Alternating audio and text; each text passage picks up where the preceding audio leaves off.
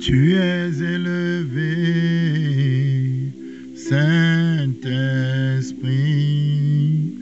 Tu es élevé, Saint-Esprit. Tu es élevé, Saint-Esprit. Tu es élevé, Adonai. Bonjour bien-aimés, bienvenue dans l'émission Le Pain Vivant Quotidien. Nous sommes en train de parler, mes bien-aimés, du lait spirituel et nous sommes dans le deuxième fondement du lait spirituel qui est la foi en Dieu. Et je vous ai dit que notre Dieu c'est Jésus-Christ. Notre Dieu c'est Jésus-Christ, c'est le Dieu de vie, c'est le Dieu tout-puissant, c'est le Dieu glorieux. C'est le Dieu magnifique, c'est le Dieu excellent. C'est celui qui était mort, mais qui a vaincu la mort, qui est ressuscité le troisième jour et qui vit éternellement. Son nom, c'est Jésus le Messie.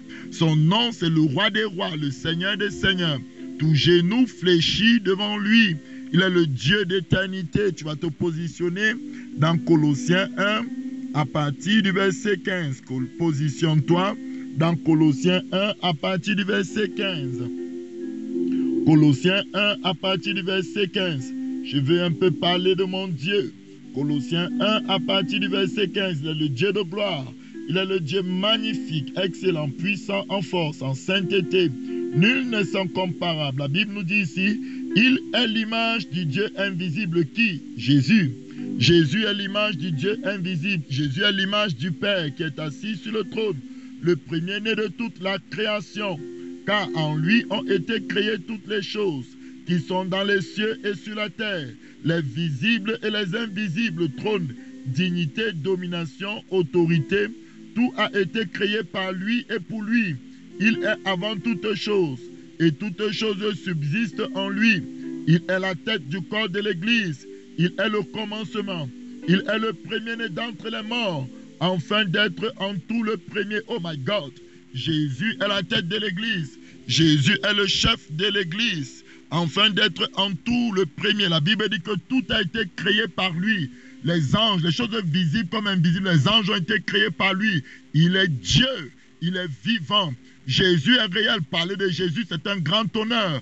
Parler de Jésus, c'est un grand honneur. Parler de l'évangile de Christ, c'est un grand honneur.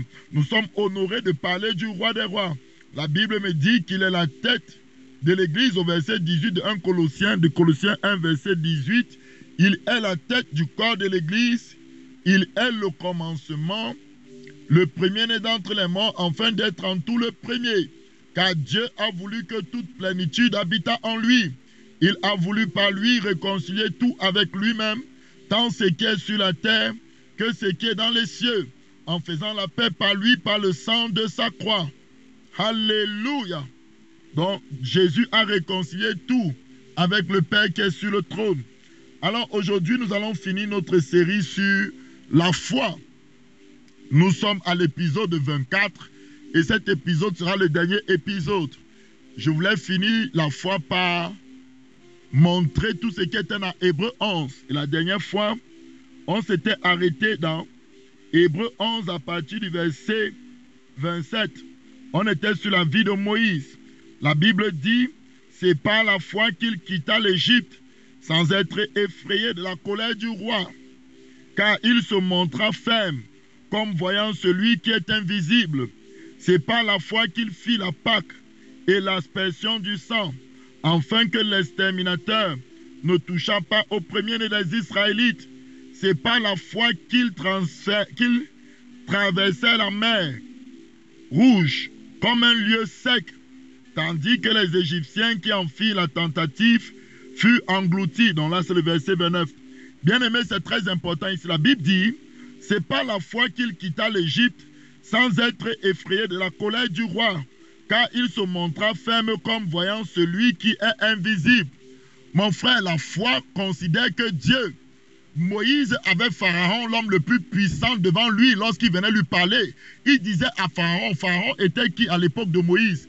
Pharaon était l'homme le plus puissant sur terre. Pharaon avait la puissance armée la plus grande. Pharaon, avec l'autorité, il pouvait décider qu'on tue quelqu'un, on le tue. Moïse vient devant Pharaon avec un bâton et la parole de Dieu. Moïse parle à l'homme le plus puissant. Il le dit, laisse partir ce peuple. Je ne te demande pas pardon. Je ne dis pas s'il te plaît. Dieu dit, laisse partir ce peuple. Peux-tu te lever et aller parler aux esprits de ta famille qui ont retenu ta famille depuis des siècles, depuis des générations? Ça faisait 400 ans que les enfants d'Israël étaient en esclavage. Les démons, les dieux d'Égypte disaient qu'on ne les laissera pas partir. Mais Moïse est venu juger. Autrement dit, Dieu a jugé les dieux égyptiens au travers du ministère de Moïse. Est-ce que Dieu ne peut pas juger les dieux, les boas, les serpents, les crocodiles, les totems qui sont dans ta famille depuis des siècles au travers de ta foi? Est-ce que Dieu ne peut pas te renvoyer dans ta famille?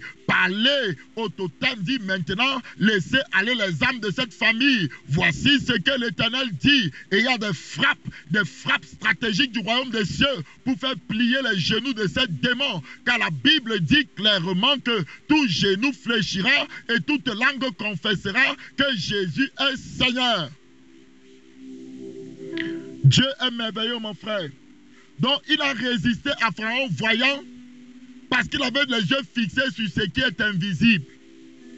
Voyant celui qui est invisible, il voyait le Christ, il voyait la récompense, il ne regardait pas à qui est devant lui, il prêchait la parole, il parlait avec autorité, il manifestait l'amour quand il fallait manifester l'amour, la sévérité quand il le fallait, il était avec Dieu, il aimait Dieu, il considérait Dieu. Tu vas te positionner dans 2 Corinthiens 4.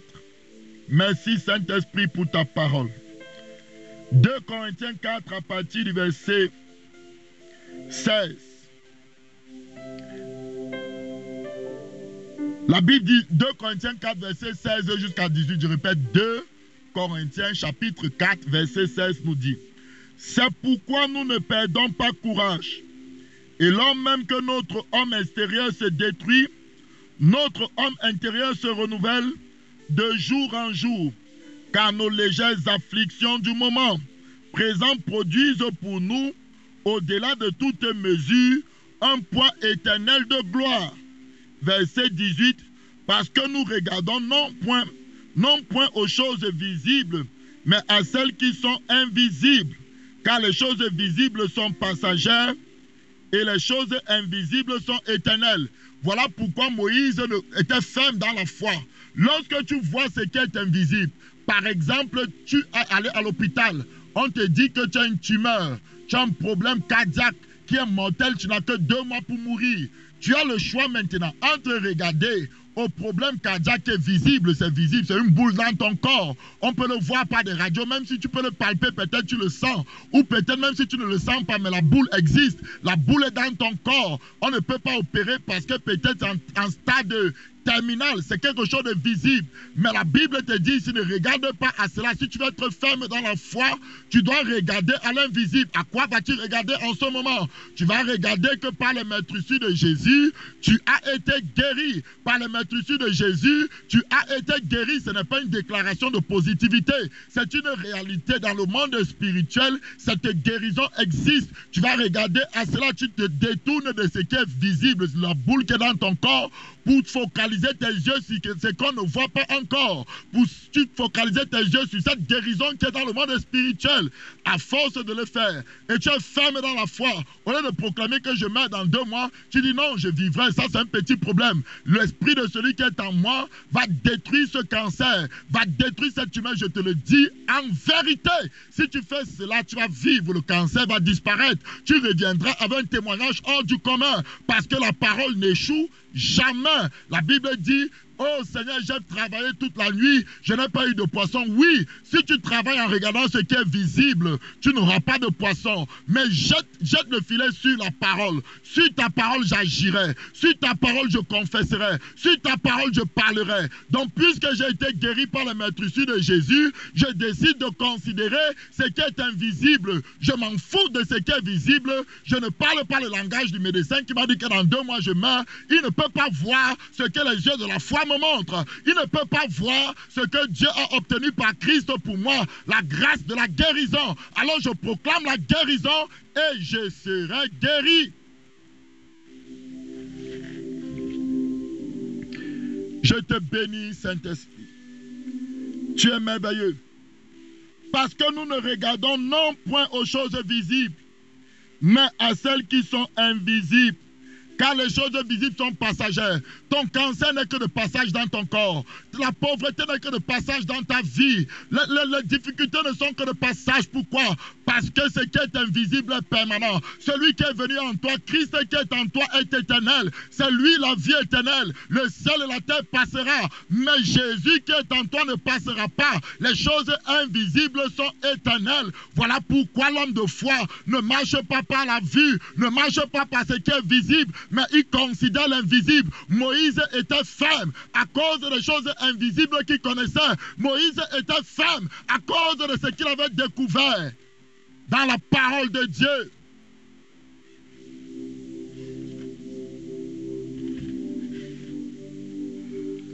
Alléluia. Allons continuer cette parole. La Bible dit c'est pas la foi. Verset 28 d'Hébreux 11, c'est par la foi qu'il fit la Pâque et l'aspersion du sang, afin que l'exterminateur ne touchât pas aux Israélites nés au premier-né, dont le sang de Jésus te préservera de la mort.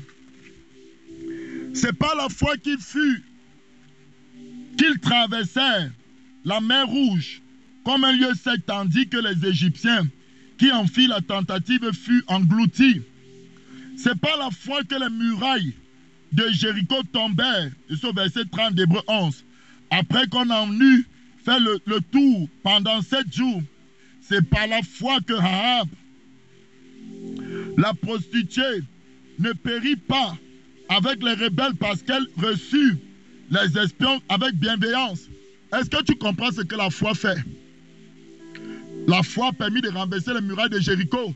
Donc ce n'est pas le cri seulement des Israélites, mais c'est la foi, c'est la foi, c'est leur foi. Tu marches autour d'une grande muraille comme ça et tu penses que ton cri va le renverser, c'est la foi.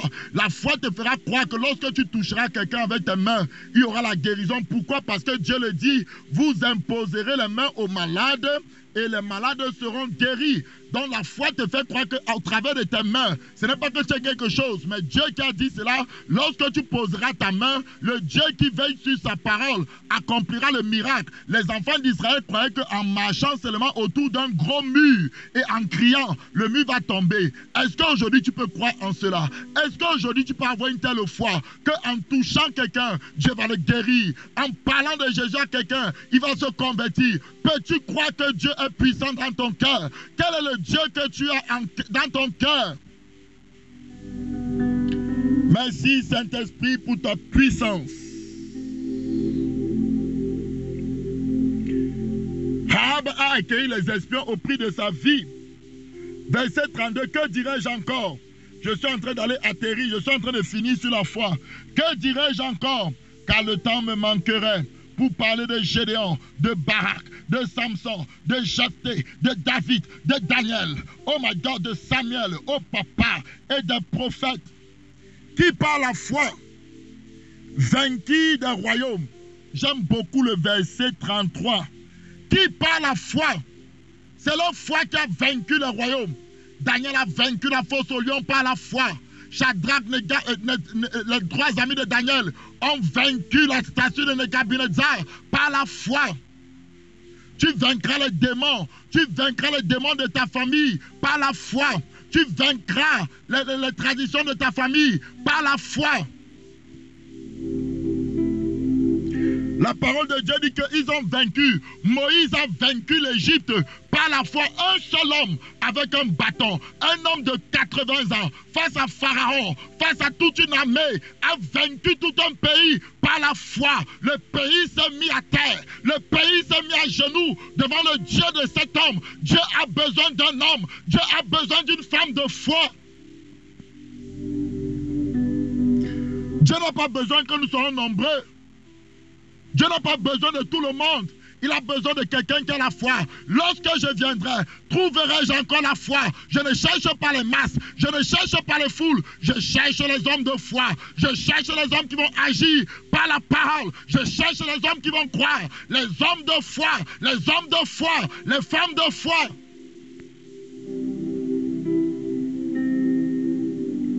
La Bible dit, vainqueur des royaumes, exercer la justice, obtient des promesses. La foi obtient ce que Dieu dit. La foi obtient les promesses de Dieu. La foi manifeste les promesses de Dieu. La foi rend Dieu visible. La foi rend ton Dieu visible. Si on ne voit pas ton Dieu autour de toi, c'est un manque de foi. Si on ne voit pas Dieu autour de moi, c'est le manque de foi. Ma foi doit rendre Jésus visible. La Bible dit clairement, fermez la gueule des lions, éteignez la puissance du feu. Souvenez-vous des 3 amis de Daniel. On a brûlé le feu jusqu'à tel point que ceux qui les jetaient même, la fumée là les a tués. Ceux qui les jetaient dans le feu sont morts. Eux, ils sont entrés dans ce feu-là, ils sont vivants. Je déclare, voilà pourquoi Jésus a pu dire, même si vos gens vous donnent du poison, vous ne mourrez pas. Ce que les gens complétaient contre vous, qui peuvent les tuer eux-mêmes, ne peut pas te tuer. Alléluia. Tu ne mourras pas, tu vivras. Tu raconteras les œuvres de l'Éternel. Jésus est Seigneur. Jésus est Dieu. Jésus est vivant. Guéris de la maladie. Écoutez le verset 34. Éteignez la puissance du feu. Échappez au tranchant de l'épée. Guéris de la maladie. Fut vaillant à la guerre, mis en fuite des armées étrangères. Voilà pourquoi David disait que même si une armée tout entière campait contre moi, je serais plein de confiance. Parce qu'il sait qu'il s'appuyait sur le Dieu d'Israël. Il connaissait ce Dieu, il connaissait sa capacité à battre l'ennemi. Jésus frappera l'ennemi devant toi. Jésus est le lion de la tribu de Juda. Il boxera les démons. Les démons sortiront des corps. Jésus est vivant, Jésus est réel, il boira il va détruire le cancer, il va redresser les pieds des paralytiques, il ouvrira les yeux des aveugles, il parlera, le mien parlera, les sourds entendront. Jésus est vivant, Jésus est réel. Guéri de la maladie, la foi te fera guérir de toutes sortes de maladies. Fus vaillant à la guerre, les armées fuiront devant toi. Verset 35. Des femmes recouvraient leur mort par la résurrection. Oh my God! Donc quelqu'un meurt, la femme dit que je n'accepte pas la mort si. Je refuse la mort si. Je veux des hommes de foi. Je veux des femmes de foi, pas des pleurnicheurs. Je veux des hommes capables de dire, cette mort est une mort prématurée. Oh mort, lève-toi ici, quitte-la au nom de Jésus de Nazareth. Pas des chrétiens qui vont enterrer leur mort comme ça. L'église primitive était tellement consciente de cela. Quand Tabitha, qui faisait les bonnes œuvres, est tombée malade, ils ont prié. Ça n'a pas marché, elle est morte. Ils n'ont pas abandonné, ils n'ont pas dit que non. Dieu a voulu la prendre. Ils ont entendu que Pierre est dans la ville. Ils ont dit, allez le chercher. On refuse la mort si. C'est ça une église de foi. Une église qui croit à la guérison divine. Une église qui croit même que Dieu est puissant pour ressusciter des morts. C'est ce que Paul a demandé devant le grand roi Agrippa. Il dit, oh roi Agrippa, est-il étonnant? Ça vous surprend que Dieu ressuscite les morts?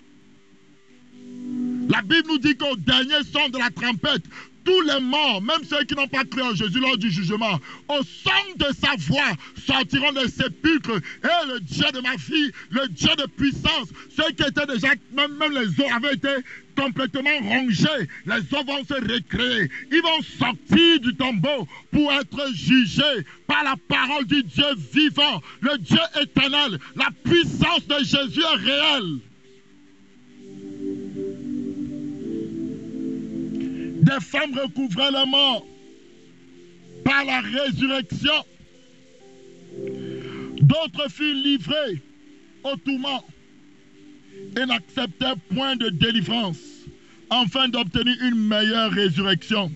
D'autres subirent les moqueries, le fouet, les chaînes, la prison. Et souvenez-vous de Jean-Baptiste.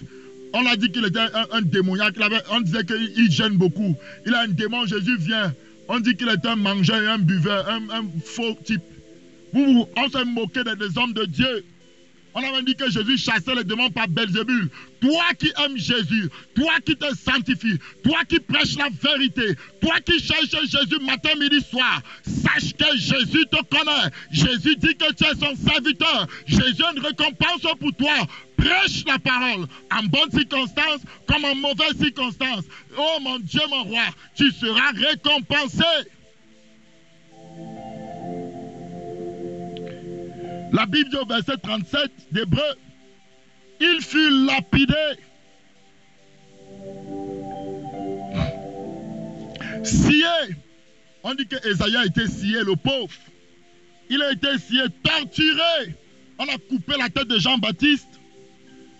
Il mourut tué par l'épée. Il allait ça et là, vêtu de peau de brebis et de peau de chèvre, comme Élie. Élie allait ça et là. Élie était souvent dans les cavernes. Parce que quand il prêchait, quand il parlait, ça faisait bouger le pays. Quand il prêchait, quand il parlait, ça faisait bouger le continent. Oh mon Dieu, mon roi, des hommes de foi, des hommes qui sont capables de confronter les œuvres de ténèbres, les hommes qui sont capables de déraciner les œuvres de ténèbres, les hommes qui voient Dieu, les hommes qui considèrent Dieu, les hommes qui ont confiance en Jésus de Nazareth. La parole de Dieu me dit, vêtu de peau de brebis et de peau de chèvre, daigné de tout, persécuté, maltraité. Verset 38 d'Hébreu 11. Eux dont le monde n'était pas digne, errant dans les déserts et les montagnes, dans les cavernes et les antres de la terre. Verset 39. Tout cela à la foi desquels il a été rendu témoignage, n'ont pas obtenu ce qui leur était promis. Dieu ayant en vue, verset 40, quelque chose de meilleur pour nous, afin qu'il ne parvinsse pas sans nous à la perfection. Et oui, frère, en Christ tu es parfait. Peut-être tu ne le savais pas. Ça, c'est quelque chose que va enseigner un autre jour. Tu es parfait, ton esprit est parfait, ton esprit est identique à Jésus. Tel il est dans le ciel, tel nous sommes sur la terre. Dans 1 Jean 3, c'est dit. La Bible dit que celui qui s'attache à un seul esprit avec lui, la nouvelle naissance. Tu es comme lui dans ton esprit. Alléluia, c'est une grande nouvelle, c'est une gloire. Ça veut dire que tu es capable de faire les œuvres qu'il a fait et même de plus grandes. Parce que Jésus vit en toi, tu as été engendré par la parole incorruptible. Tu es un enfant de Dieu, tu es un serviteur de Dieu, tu es une servante de Dieu. Tu n'es pas n'importe qui, tu as la parole éternelle en toi. Tu as la vie éternelle en toi, tu as la vie de Dieu. Tu as le sang de Jésus pour toi. Tu as les habits de Jésus lui-même sur toi. Tu es sacrificateur et roi. Tu n'es pas n'importe qui. Tu dois le savoir, tu dois savoir quelle autorité qui t'a été donnée. Tu dois savoir comment marcher par la foi, comment répondre à Satan, comment fermer la gueule de lion. Tu dois marcher par la foi, mon frère. Jésus est réel et Jésus revient bientôt, mes frères, mes sœurs. Jésus arrive. Jésus est en train de revenir chercher une église sans tache ni ride, ni rien de semblable. Alors aujourd'hui, mes frères, mes sœurs, on a fini la série sur la foi en Jésus-Christ. Et à partir de demain, nous allons commencer. Je voulais commencer le baptême, la doctrine des baptêmes. Mais le Seigneur m'a dit non. Parle de moi à mes enfants. Je vais commencer une série qui s'appelle La divinité de Jésus-Christ. Frère, s'il y a quelque chose que tu ne dois pas louper dans ta vie, c'est cet enseignement. La divinité de Jésus-Christ. On va parcourir les Écritures. On va parler de Jésus. Oh, Jésus-Christ de Nazareth, c'est notre vie, c'est notre amour, c'est notre doudou. Il est merveilleux. C'est de lui dont il est question dans les Écritures.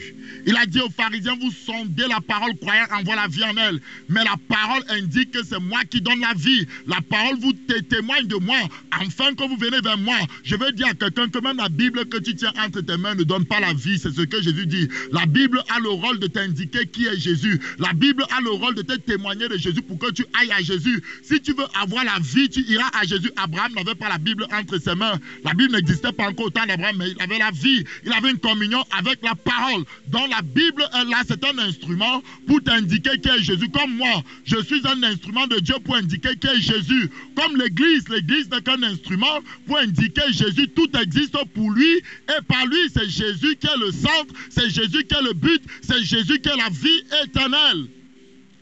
Dieu est puissant, mon frère. On va parler de sa divinité. On va faire tomber des fausses doctrines. On va voir qui est réellement Jésus de Nazareth. Et lorsqu'on va souvent prier au nom de Jésus, tu sauras donc maintenant quel Jésus tu invoques. Tu sauras comment il est fort. Tu sauras comment il est puissant. Tu sauras comment il est éternel. Il est Dieu. Il est vivant. Que le Seigneur nous bénisse. J'aime sa parole. Alors connecte-toi à cette chaîne. Abonne-toi. Envoie ça. Envoie des personnes. Qu'ils soient touchés. Qu'ils aient la parole de vie. Qu'ils l'écoutent et qu'ils grandissent dans les choses de Dieu. Dans le nom puissant de Jésus de Nazareth. Alors je vais prier à partir de la fin de cet enseignement. Je vais demander au Seigneur de nous donner de marcher par la foi. Nous tous n'avons besoin de marcher par la foi. Le juste vivra par la foi. Mais s'il se retire, le Seigneur ne prend point plaisir en lui. Alors mon frère, tu vas te positionner dans un lieu calme. On va prier. Oh Seigneur, je viens devant toi. Merci pour cet enseignement sur la foi, oh Seigneur Jésus. Tu as dit, Père éternel, heureux est celui qui met en pratique ma parole, mais qui ne se borne pas à l'écouter seulement. Seigneur, donne-nous, après cet enseignement, de mettre en pratique ta parole. Tu nous as parlé de la foi sur plusieurs angles. La foi nous donnera de vivre dans la sainteté. La foi nous donnera de chercher Dieu car il est le rémunérateur de ceux qui le cherchent. La foi nous donnera d'avoir un langage différent des autres, un comportement différent des autres, du courage. La foi nous donnera la paix de Dieu. Alors Seigneur, je crie à toi maintenant. Je te supplie, Adonai, manifeste ta puissance. Manifeste ta gloire, fais de nous des hommes de foi. Le juste vivra par la foi. Manifeste-nous, Seigneur Papa, que la foi puisse, Papa, être en nous abondamment par la parole de Christ, dans le nom puissant de Jésus. Alors, je vais terminer cet enseignement en disant, Seigneur, révèle-toi à nous, c'est ainsi que la foi augmentera. Plus on a connaît Dieu, plus on a confiance, on a une grande assurance en lui. Seigneur, j'ai besoin de te connaître encore plus. J'ai besoin de grandir en toi encore plus. Sois élevé, Seigneur. Sois glorifié, mon Dieu. Je te bénis dans le nom puissant de Jésus. Bien-aimés, s'il y avait des malades parmi nous, des personnes qui souffraient, vous allez mettre vos mains là où vous avez mal. Et je vais déclarer simplement la guérison. Tout ce que je te demande, c'est que tu te dises en toi-même, je serai guéri maintenant. Jésus va me toucher maintenant. Je serai guéri maintenant, quelle que soit ta maladie, quelles que soient les années que ça fait dans ton corps. Jésus va te guérir maintenant. Alors dans le nom puissant de Jésus, Abba Père, je lève ma voix et je prie pour ces personnes qui s'attendent à toi. Seigneur, on amenait des malades devant toi et tous étaient guéris. Seigneur Père éternel, les voici devant ta sainte face. Papa, touche-les et guéris-les, quelle que soit leur maladie. Jésus te guérit maintenant. Jésus te restaure maintenant. Voici Jésus, il libère ta vie. Les chaînes de la maladie sont brisées. Jésus redresse ta colonne vertébrale. Toute douleur au niveau de tes vertèbres, un vertèbre était déplacé. Que ce vertèbre se redresse dans le nom puissant de Jésus. Douleur au nerf sciatique, que le nerf sciatique soit, que la douleur s'en aille. Au nom de Jésus, je déclare la guérison du nerf sciatique. Au nom puissant de Jésus de Nazareth, tu ne pouvais pas te courber, douleur au dos. Je dis que la douleur disparaît dans le nom puissant de Jésus. Jésus te guérit, Jésus te guérit, Jésus te restaure. Sois totalement libéré, sois totalement guéri. Jésus est avec toi, Jésus est pour toi. Soyez bénis mes frères, mes sœurs. Que la grâce de Dieu soit sur vous. On se retrouve demain, on va parler de la divinité de Jésus. De la divinité de Jésus. Que Jésus-Christ vous bénisse abondamment.